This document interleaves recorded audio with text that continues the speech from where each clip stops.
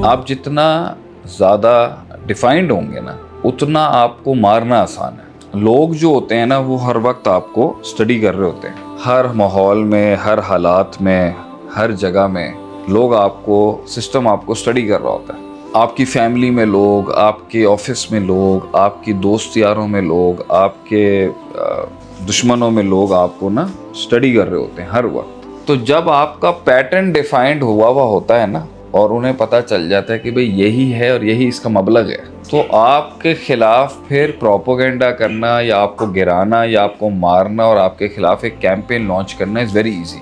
लेकिन जब आप डिफाइंड नहीं हैं और आप अनडिफाइंड हैं, आप अपनी एक्सप्लोरेशन में अनडिफाइंड हैं, आप अपनी सिलेक्शंस में अनडिफाइंड हैं, आप अपनी शादी में अनडिफाइंड हैं, आप अपनी अप्रोच में अनडिफाइंड हैं, आप अपने नेटवर्क और ताल्लुकात में अनडिफाइंड हैं, आप अपने प्रोफेशन में अनडिफाइंड हैं, आप अपनी थिंकिंग में अनडिफाइंड हैं, आप अपने कल्चर में अनडिफाइंड हैं। इसकी कुछ नुकसानात तो हैं, मगर इसके कुछ ऐसे फ़ायदे हैं कि आप सोच नहीं सकते। इसकी मिसाल आप लें कि एक आदमी है, उसको एक चीज़ करनी आती है और वो उस एक चीज़ का माहिर है, एक्सपर्ट है उस एक चीज़ का। जब वो आपको गिराने आएगा तो वो अपनी एक फील्ड का पूरा आर्सनल और पूरा गोला बारूद चलाएगा आपसे बात करने में, आपको कन्विंस करने में, आपको डाउट में डालने में, आपकी बुनियाद हिलाने में, आपको ख़रीदने में। जिस फील्ड में वो चीता है और डिफाइंड है और उसने ज़िंदगी लगाई है उसमें तो वो सॉलिड है। मगर एक ऐसा शख्स जो 10 फील्ड्स में रहा हुआ है, 10 एरियाज एक्सप्लॉइट किए और एक्सप्लोर किए उसने, और उधर उसने अपना दिल दिया और दिल लिया, टोल लिया है और टोल दिया है, his heart has taken a toll on it, तो वो स्लो होगा, सिस्टम में लेट रिकग्नाइज होगा, लेट डिस्कवर होगा, देर से तरक्की मिलेगी उसको, क्योंकि वो हॉरिजॉन्टली एक्सप्लोर कर रहा था, ये जल्दी वर्टिकली ऊपर चढ़ गया। तो ऐसा शख्स जब बात करेगा तो उसके जवाब में जो डिफाइंड अटैक कर रहा है उस पर, इसको आगे पीछे करने के लिए, घुमाने के लिए, बातों में उसको उलझाने के लिए 50 चीज़ें ज़्यादा होंगी उसके मुकाबले में। एक अनडिफाइंड लाइफ दुश्मनों को तंग करने के लिए बहुत होती है। डिफाइंड आदमी स्कूल पढ़ा, कॉलेज गया, यूनिवर्सिटी गया, जॉब शुरू की, शादी की, बच्चे किए, दैट्स इट।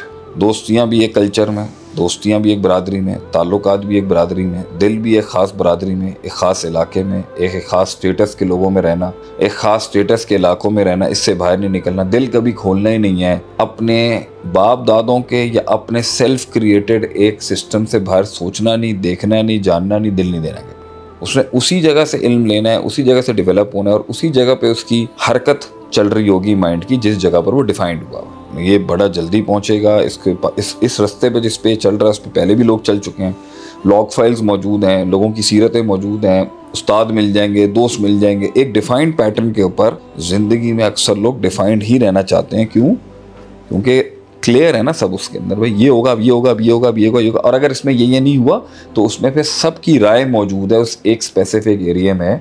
जैसे ख़ानदान के अंदर अपनी किसी ख़ानदान में शादी करने के ऊपर एक बड़ा सिस्टम मौजूद है, एक डिफाइंड सिस्टम मौजूद, तो फ़ायदे ही होते हैं ख़ानदान में शादी करने के। मगर एक आउट ऑफ कास्ट, दूर दराज की किसी औरत से शादी करने में, जिसका ना फैमिली से ताल्लुक, ना कल्चर से ताल्लुक, ना ज़ात पात से ताल्लुक, और बिल्कुल आउट ऑफ द वे है, स्टेटस भी चेंज हो, वहाँ जाने के अंदर फ़ायदे बहुत होंगे, नुकसान ही हो सकता है भैया कि हमें पता ही नहीं है कि ये लोग कैसे हैं, ये कहाँ से मारेंगे, इनकी सोच क्या है, इनके खाने कैसे हैं, इनका मिजाज कैसा है। माँ और बीवी के बीच में डिफाइंड हो जाएंगे अगर आप, तो बहुत सुकून में हो जाएंगे। अगर आप माँ के बच्चे और बीवी को एज नहीं देना हो, बीवी कुछ अरसा तड़पेगी, चीखें मारेगी, खलास उसको सब सजदा देना पड़ेगा, माँ सुप्रीम हो जाएगी पर। और अगर आपने बीवी के साथ डिफाइंड कर लिया और माँ को साइडलाइन कर दिया और बीवी को आपने कह दिया भाई मैंने अपना आप तुझे फुल दे दिया, मैं डिफाइंड हूँ तेरे साथ, और माँ जो है वो किसी भी जगह से कोई इशू क्रिएट करेगी तो मैं तेरी ही लात ऊपर रखूँगा। डिफाइंड है, सुकून में रहेगा, रिलैक्स रहेगा, घर में उसकी एक शांति हो जाएगी। लेकिन प्रॉब्लम क्या है, एक एंड वो लूज कर जाएगा, माँ का एंड वो लूज कर जाएगा। अनडिफाइंड रहने में कि दोनों की अच्छाइयाँ देखना, दोनों की बुराइयाँ देखना,